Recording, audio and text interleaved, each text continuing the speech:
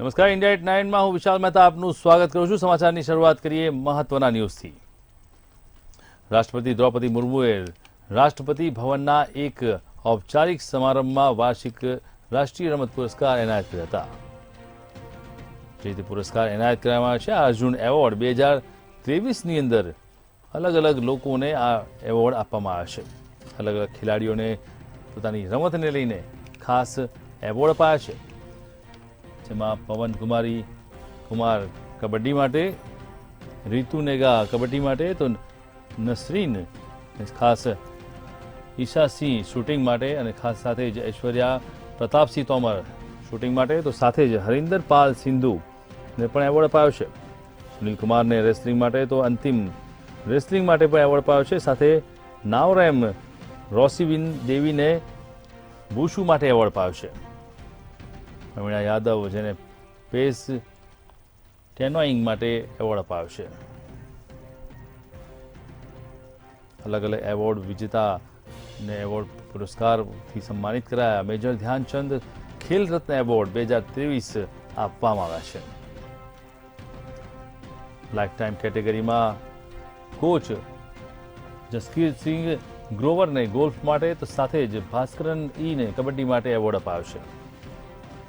Life time achievement માટે Dhyan Chand award, જેમાં મંજુઆ કંવરને badminton માટે એવોર્ડ અપાયો છે। તો સાથે જ ગુરુ નાનક દેવ યુનિવર્સિટી અમૃતસર વિજેતા રહી છે। રાષ્ટ્રપતિ દ્રૌપદી મુર્મુના હસ્તે એવોર્ડ એનાયત કરવામાં આવ્યા હતા। સાથે જ રાષ્ટ્રપતિ ભવનમાં વાર્ષિક રાષ્ટ્રીય રમત પુરસ્કાર એનાયત કરાયો છે। Lovely professional university Punjab first runner-up થઈ છે। Kurukshetra university Kurukshetra second runner-up, તો સમી સહિત 26 ખેલાડીઓ અર્જુન એવોર્ડથી સન્માનિત થયા છે। ચિરાગ ચંદ્રશેખર શેટ્ટી, રંકી રેડ્ડી, સાત્વિક સાઈ રહ્યા છે।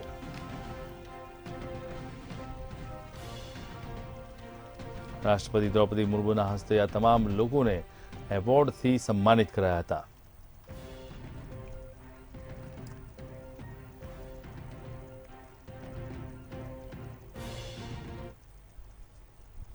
વડાપ્રધાન નરેન્દ્ર મોદીની સરકાર લક્ષદ્વીપને વધુ વિકસિત બનાવવા મહત્વની યોજના ઘડી રહી છે। તો શું છે મોદી સરકારનો પ્લાન, જોઈએ અમારા વિશેષ અહેવાલમાં। લક્ષદ્વીપ માટે સરકારની નવી યોજના। લક્ષદ્વીપના નવું એરપોર્ટ બનશે। ફાઇટર જેટ્સ પણ તહેનાત કરાશે। મિનિકોય ટાપુ પર ડ્યુઅલ પર્પઝ એરફિલ્ડ બનશે। ડ્યુઅલ પર્પઝ એરફિલ્ડ બનાવવાનો પ્રસ્તાવ। વાયુસેના એરફિલ્ડનું સંચાલન કરશે। લક્ષદ્વીપની આસપાસ માત્ર એક જ એરસ્ટ્રીપ। વડાપ્રધાન નરેન્દ્ર મોદીની સરકાર લક્ષદ્વીપને વધુ વિકસિત બનાવવા માટે મહત્વની યોજના ઘડી રહી છે। મળતા અહેવાલો મુજબ સરકારે લક્ષદ્વીપના મિનિકોય ટાપુ પર નવું એરપોર્ટ બનાવાશે। અહીં ત્યાંથી જ ફાઇટર જેટ્સ, મિલિટરી એરક્રાફ્ટ અને કોમર્શિયલ ફાઇટર્સનું સંચાલન થશે। ત્યાં ડ્યુઅલ પર્પઝ એરફિલ્ડ પણ હશે। સરકારના વિશ્વસનીય સૂત્રોના રિપોર્ટ મુજબ મિનિકોય ટાપુ પર ડ્યુઅલ પર્પઝ એરફિલ્ડ બનાવાશે, જેમાં એરપોર્ટનો પણ સમાવેશ થાય છે। ત્યાંથી જ ફાઇટર જેટ્સનું સંચાલન ઉપરાંત સામાન્ય નાગરિકોને પણ ફ્લાઇટની સુવિધા મળશે। મિલિટરી એરક્રાફ્ટનું લેન્ડિંગ અને ટેકઓફ પણ કરાઈ શકાશે। પહેલા સરકાર પાસે માત્ર મિલિટરી માટે એરફિલ્ડ બનાવવાનો પ્રસ્તાવ આવ્યો હતો। હવે તેમાં ફેરફાર કરી બેવડા હેતુથી ઉપયોગ થઈ શકે તેવા એરફિલ્ડનો ઉલ્લેખ કરી અને ફરી સરકાર પાસે મોકલાયો છે। ત્યાં એરફિલ્ડ બનાવ્યા બાદ ભારત અરબી સમુદ્ર અને હિન્દ મહાસાગરમાં ચારે તરફ કડક દેખરેખ રાખી શકશે। દરિયાઈ લૂંટારુઓ પણ સામે સરળતાથી કાર્યવાહી કરી શકાશે। ભારતીય નૌસેના અને વાયુસેના હવે હિન્દ મહાસાગર અને અરબી સમુદ્રમાં સરળતાથી ઓપરેશન પાર પાડી શકશે। ઉપરાંત ચીનની વધતી પ્રવૃત્તિઓને અટકાવવાની પણ તક મળશે। સૌપ્રથમ ભારતીય કોસ્ટ ગાર્ડે મિનિકોય ટાપુ પર એરસ્ટ્રીપ બનાવવાનો પ્રસ્તાવ આપ્યો હતો। વર્તમાન પ્રસ્તાવ હેઠળ નવા એરપોર્ટ અને એરફિલ્ડનું સંચાલન ભારતીય વાયુસેના કરશે। લક્ષદ્વીપના આસપાસના હાલ માત્ર એક જ એરસ્ટ્રીપ છે, જે અગાતી ટાપુ પર આવેલો છે અને ત્યાંથી તમામ પ્રકારના વિમાનોનું સંચાલન કરવું પણ મુશ્કેલ બન્યું છે. સૂત્રોએ જણાવ્યું છે કે આ એરપોર્ટ બનાવવાનો પ્રસ્તાવ ફૂલપ્રૂફ છે. ઘણીવાર સમીક્ષા પણ કરાઈ રહી છે. વડાપ્રધાન નરેન્દ્ર મોદીના લક્ષદ્વીપ પ્રવાસ બાદ આ ટાપુઓ ખૂબ જ ચર્ચામાં આવ્યા હતા. બ્યુરો રિપોર્ટ, મંતવ્ય ન્યૂઝ. શરદ પવારે વડાપ્રધાન નરેન્દ્ર મોદી વિરુદ્ધ માલદીવના 3 મંત્રીઓ દ્વારા સોશિયલ મીડિયા પર પોસ્ટ કરવામાં આવેલી ટિપ્પણી પર સખત નારાજગી વ્યક્ત કરી છે. પીએમ મોદીની લક્ષદ્વીપની મુલાકાત બાદ સર્જાયેલા માલદીવ વિવાદ પર એનસીપીના વડા શરદ પવારે કહ્યું કે જો બીજા દેશનો કોઈ વ્યક્તિ આપણા દેશમાં વડાપ્રધાન વિરુદ્ધ બોલશે તો અમે તેને સહન નહીં કરીએ. તમને જણાવી દઈએ કે માલદીવના 3 નાયબ મંત્રીઓ માલશા શરીફ, મરિયમ સિયુના અને સાથે જ અબ્દુલ્લા મઝૂમ મજીદે વડાપ્રધાન મોદીની લક્ષદ્વીપની મુલાકાત બાદ સોશિયલ મીડિયા પર તેમની પોસ્ટ માટે ટીકા કરી હતી. રાષ્ટ્રપતિ મોહમ્મદ મુઇઝુની આગેવાની હેઠળ માલદીવની સરકારે આ ત્રણેયને તેમના પદ પરથી સસ્પેન્ડ કરી દીધા છે.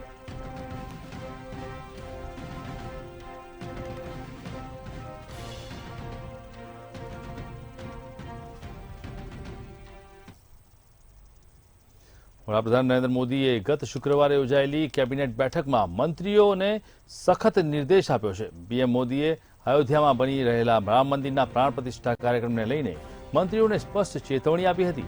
બેઠકમાં પીએમ મોદીએ સ્પષ્ટ કહ્યું હતું કે આસ્થા બતાવો પરંતુ અગ્રેસર નહીં. પીએમ મોદીએ પોતાના મંત્રીઓને કોઈ પણ પ્રકારના નિવેદનો આપવાથી બચવાની સલાહ આપી છે. તેમણે કહ્યું હતું કે મંત્રીઓએ સરકારની મર્યાદાનો ખ્યાલ રાખવો જોઈએ. આ દરમિયાન પીએમ મોદીએ મંત્રીઓને કહ્યું હતું કે પોતપોતાના ક્ષેત્રમાં પ્રાણ પ્રતિષ્ઠા દરમિયાન કોઈ પણ પ્રકારની ગડબડ ન થાય તેનું ધ્યાન રાખવું.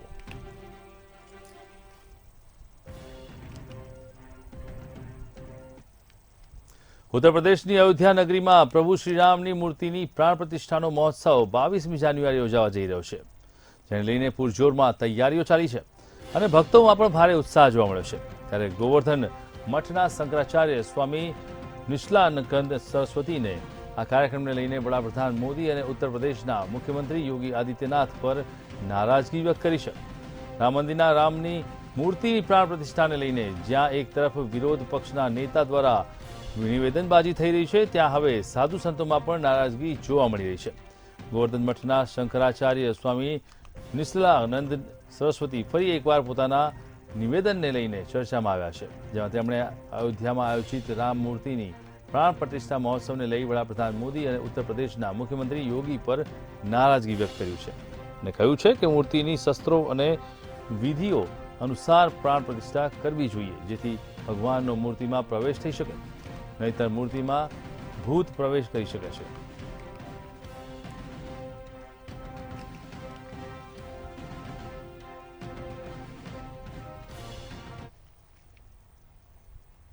લોકસભાની ચૂંટણીને આડે 3 મહિના બાકી છે, પરંતુ હજુ સુધી ઇન્ડિયા ગઠબંધનમાં સીટ શેરિંગ પર કોઈ ચર્ચા નથી થઈ. બંગાળમાં કોંગ્રેસ ટીએમસી અને બિહારમાં કોંગ્રેસ જેડીયુ આરજેડી વચ્ચે સીટને લઈને મતભેદ હોય ત્યારે સમાચાર છે. ત્યારે 8 જાન્યુઆરીએ કોંગ્રેસ અને આપના નેતાઓ વચ્ચે બેઠક થવાની છે. આજે મંગળવારે કોંગ્રેસ, શિવસેના, ઉદ્ધવ જૂથ અને એનસીપી શરદ જૂથ વચ્ચે બેઠક મળી હતી. રાહુલ ગાંધી 29 કે 30 જાન્યુઆરીએ કોંગ્રેસની ભારત જોડો ન્યાય યાત્રા સાથે પશ્ચિમ બંગાળમાં પ્રવેશ કરી શકે છે. આ યાત્રા બંગાળ પહોંચે એ પહેલા જ વિપક્ષ ગઠબંધન ઇન્ડિયામાં તિરાડ પડવાના સંકેત દેખાઈ રહ્યા છે. તૃણમૂલ કોંગ્રેસના વડા અને સીએમ મમતા બેનર્જીએ રાજ્યની 42માંથી 40 બેઠકો પર ઉમેદવારો ઉતારવાની તૈયારી કરી છે.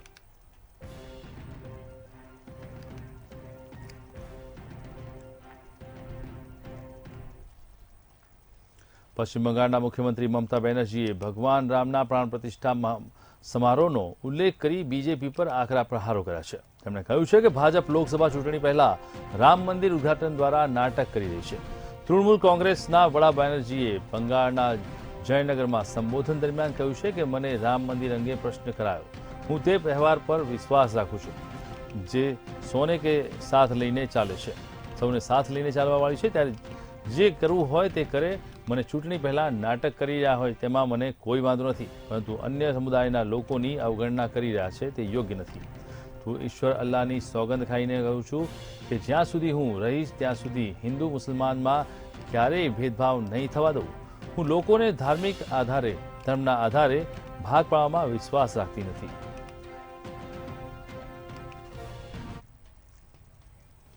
મુંબઈમાં શિવસેનાના યુટીવી જૂથના નેતા અને ધારાસભ્ય તેના ભાગીદારો સાથે જોડાતા 7 જુદા જુદા સ્થળો પર એન્ફોર્સમેન્ટ ડિરેક્ટોરેટે દરોડા પાડ્યા છે.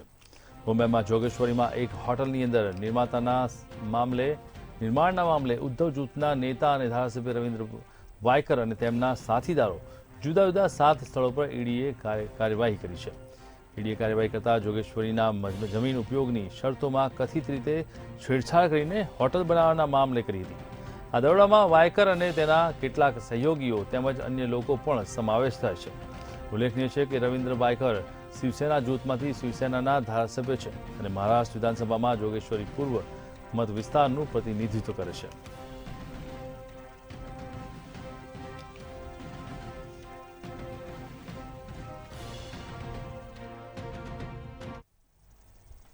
ઓઇલ એન્ડ નેચરલ ગેસ કોર્પોરેશને બંગાળની ખાડીમાં કૃષ્ણા ગોદાવરી બેસિનમાંથી તેમાં બહુપ્રતિષ્ઠિત ફ્લેગશિપ ડીપ વોટર પ્રોજેક્ટમાંથી તેલનું ઉત્પાદન શરૂ કર્યું છે. કંપનીએ આ મોટા પ્રોજેક્ટમાંથી ઉત્પાદન શરૂ કરવામાં ઘણો વિલંબનો સામનો કરવો પડ્યો હતો. કંપનીએ જણાવ્યું છે કે આનાથી તેને ઘણા વર્ષોના ઘટતા ઉત્પાદનમાં વલણને ઉલટાવવામાં મદદ મળશે. કંપનીએ એક નિવેદનમાં જણાવ્યું હતું કે બંગાળની ખાડીમાં ડીપ વોટર KGDWN 92/2 બ્લોકમાંથી 7 જાન્યુઆરીએ પહેલી વખત તેલ કાઢવામાં આવ્યું છે. કંપનીએ કહ્યું છે કે તે અહીંથી ધીમે ધીમે ઉત્પાદન વધારશે. તમને જણાવી દઈએ કે કૃષ્ણા ગોદાવરી બેસિનમાં 26 તેલના કુવાઓ મળી આવ્યા છે.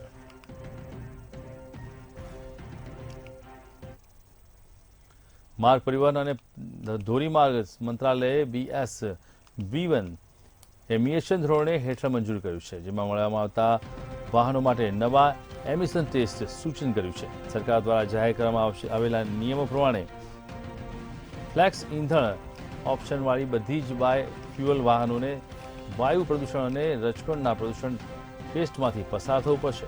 જોકે હાઇડ્રોજન પર ચાલતા વાહનોને માત્ર નાઇટ્રોજન ઓક્સિજન ટેસ્ટ કરવાનો રહેશે.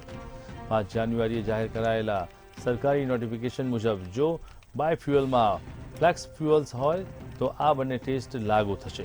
જ્યારે વાહન હાઇડ્રોજન પર ચાલતું હોય તો માત્ર NOx એમિશન ટેસ્ટ કરવામાં આવશે. આ ઉપરાંત માર્ગ પરિવહન મંત્રાલય દ્વારા જાહેર કરવામાં આવેલા નોટિફિકેશન મુજબ 7% સુધી બાયોડીઝલ મિશ્રણવાળા વાહનોનું ડીઝલ B7 માટે પરીક્ષણ કરવામાં આવશે અને 7%થી વધુ બાયોડીઝલ મિશ્રણવાળા વાહનોનું બેન્ડ અનુસાર પરીક્ષણ કરવામાં આવશે.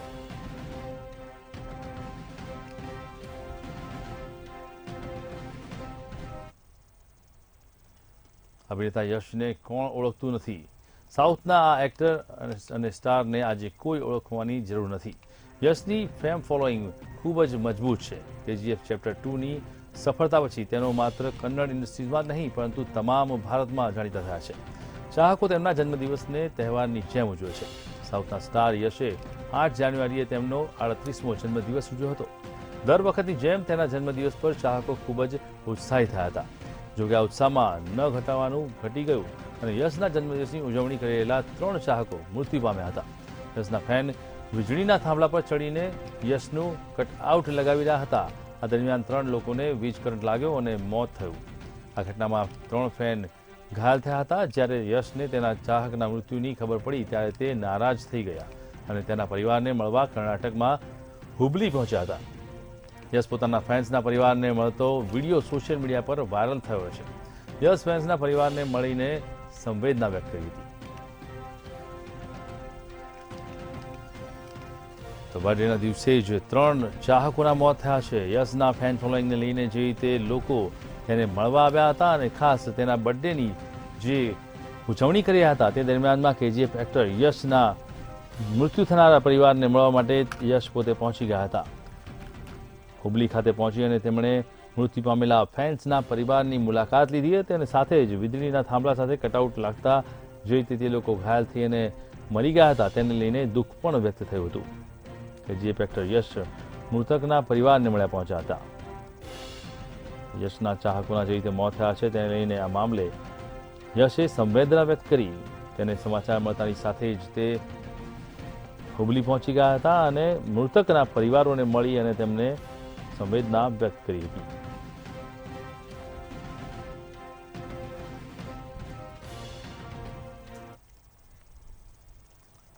ઉત્તરાખંડના દેહરાદૂનમાં ક્લોરીન ગેસ લીક થવાને લઈને ખળભળાટ મચી ગયો છે. ઝાજરામાં ખાલી પ્લાન્ટની અંદરની ક્લોરીન ગેસ લીકેજ થયું હતું, જેના કારણે આસપાસના લોકોને શ્વાસ લેવામાં તકલીફ પડી હતી. આ ખાલી પ્લાન્ટમાં સિલિન્ડર રાખવામાં આવ્યા હતા, જેમાંથી ક્લોરીન લીક થઈ ગયું હતું. પોલીસે આસપાસના વિસ્તારને ખાલી કરવા માટે ગેસ લીક થવાની માહિતી મળતા જ પોલીસ, ફાયર વિભાગ, એસડીઆરએફ અને એનડીઆરએફની ટીમો પણ ઘટના સ્થળે પહોંચી ગઈ હતી. ખાડો ખોદીને ક્લોરીન ગેસ સિલિન્ડરો દાટવામાં આવ્યા હતા, તેમજ આસપાસના વિસ્તારમાં આવેલા મકાનોમાંથી લોકોને બહાર કાઢી સલામત સ્થળે લઈ જવામાં આવ્યા હતા. એસએસપીએ અધિકારીઓને આ મામલે તપાસ કરવા સૂચન આપી છે. સાથે જ પ્લોટમાં સિલિન્ડર કોણે રાખ્યા હતા તે જાણવા માટે પણ કવાયત શરૂ કરાઈ છે.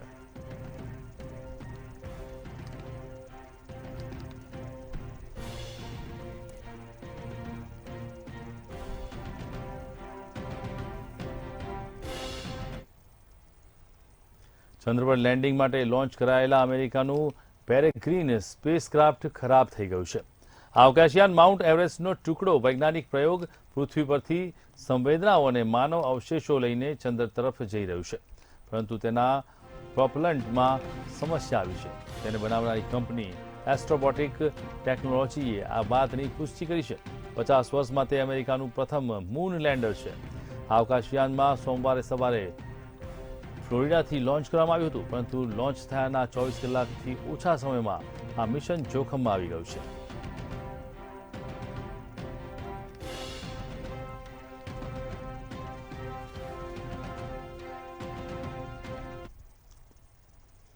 યુરોપના સૌથી મોટા દેશો પૈકીના એક જર્મનીમાં પણ ખેડૂતોએ ભારતમાં ખેડૂતો જેવું આંદોલન શરૂ કર્યું છે. જર્મનીમાં ખેડૂતોને મળતી સબસિડીમાં સરકારે કાપ મૂક્યા બાદ મોટા પાયે ખેડૂતો રસ્તા પર ઉતર્યા છે.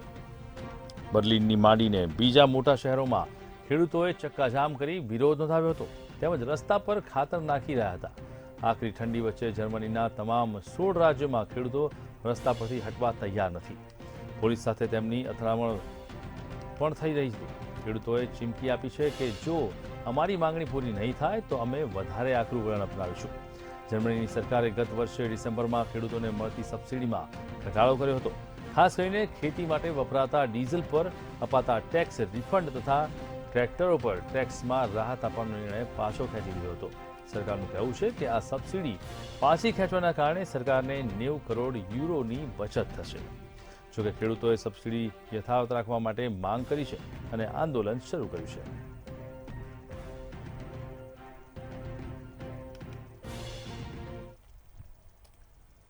ફ્રાન્સના વડાપ્રધાન એલિઝાબેથ બોર્થે તેમના પદ પરથી રાજીનામું આપ્યું છે. રાજીનામાનું કારણ નવા ઇમિગ્રેશન કાયદાને લઈને તાજેતરની રાજકીય ખેંચતાણ હોવાનું માનવામાં આવી રહ્યું છે. એલિઝાબેથ બોર્ન 2017માં મેક્રોનની મધ્યવાદી પાર્ટીમાં જોડાયા હતા. મેક્રોનની પ્રથમ સરકારમાં તે પહેલા પરિવહન મંત્રી અને પછી પર્યાવરણ મંત્રી હતા. ત્યારે મેક્રોન ટૂંક સમયમાં નવા પીએમના નામની જાહેરાત કરશે. ફ્રાન્સના વડાપ્રધાન એલિઝાબેથ બોર્ને પોતાના પદ પરથી રાજીનામું આપ્યા બાદ જણાવ્યું હતું કે તેમણે રાષ્ટ્રપતિ મેક્રોનની નવા વડાપ્રધાન તરીકે નિમણૂક કરવાની ઈચ્છા અનુરૂપ આ રાજીનામું આપ્યું છે. રાષ્ટ્રપતિ મેક્રોને બોર્નનું રાજીનામું સ્વીકાર કરી લીધું છે. એલિઝાબેથનું રાજીનામું સ્વીકાર્યા પછી મેક્રોનના કાર્યકાળમાંથી જારી કરાયેલા એક સત્તાવાર નિવેદનમાં કહેવામાં આવ્યું છે કે જ્યાં સુધી નવા વડાપ્રધાનની પસંદગી ન થાય ત્યાં સુધી બોર્ન સરકારના આંતરિક બાબતોમાં પ્રભારી રહેશે.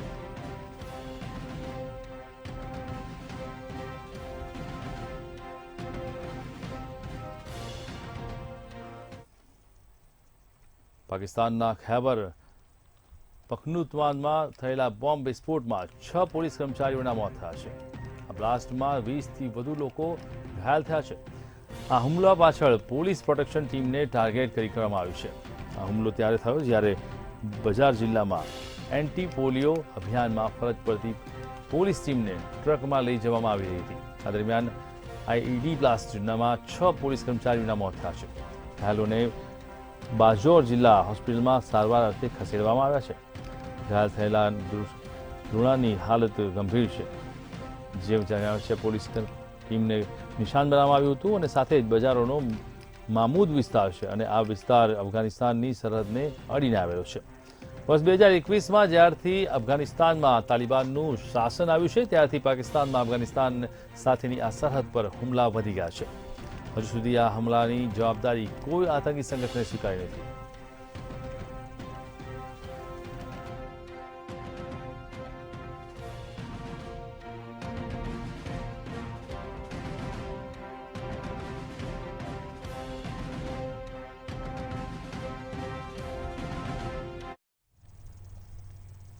વિનાશક ભૂકંપ બાદ જાપાનની ધરા ફરી એકવાર ધ્રુજી છે. અચાનક જ ધરા ધ્રુજી અને FZ German research centre for geoscience જણાવ્યું હતું કે મંગળવારે જાપાનના હોન્શુમાં પશ્ચિમ કાંઠે રિક્ટર સ્કેલ પર 6ની તીવ્રતાનો ભૂકંપ આવ્યો છે.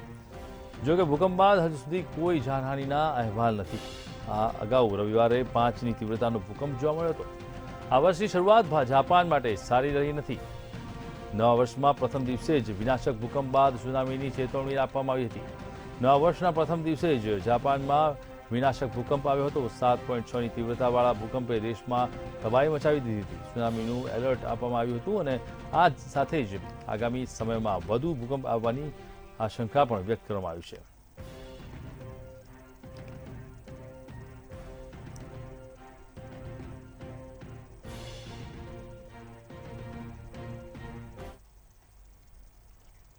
રિલાયન્સ ઇન્ડસ્ટ્રીઝના ચેરમેન અને મેનેજિંગ ડિરેક્ટર મુકેશ અંબાણીએ તમિલનાડુ ગ્લોબલ ઇન્વેસ્ટમેન્ટ સમિટમાં તમિલનાડુ માટે મોટી રાહત આપી છે. તેમણે કહ્યું છે કે રિલાયન્સ આગામી સપ્તાહે રાજ્યમાં હાઈટેક ડેટા સેન્ટરની ઓપનિંગ કરશે. રિલાયન્સ અને કેનેડાની કંપની બુકફિલ્ડની ડીલ હેઠળ ડેટા સેન્ટર તૈયાર કર્યું છે. જોકે મુકેશ અંબાણી સમિટમાં સામેલ થઈ શક્યા ન હતા, પરંતુ તેમણે એક વિડીયો મેસેજ દ્વારા સંબોધન કર્યું હતું. તેમણે કહ્યું હતું કે રિલાયન્સ ઇન્ડસ્ટ્રીઝ કેનેડાની બ્રુકફિલ્ડ સાથેની ડીલ હેઠળ આગામી સપ્તાહે ચેન્નઈમાં એક state of art data centre શરૂ કરશે. સાથે રિલાયન્સને 7 જુલાઈ 2023માં સેક્ટરમાં એન્ટ્રી કરાવનારા લગભગ 378 કરોડ રૂપિયાનું રોકાણ કરાયું છે. ઉપરાંત તેના બ્રુકફિલ્ડ ઇન્ફ્રાસ્ટ્રક્ચર અને અમેરિકાની રિયલ એસ્ટેટ રોકાણ ટ્રસ્ટ ડિજિટલ રિયલ્ટી પહેલા આ ભાગીદારી કરી હતી. ત્રણેય કંપનીઓની સેન્ટરના 33% ભાગીદારી કરાઈ છે.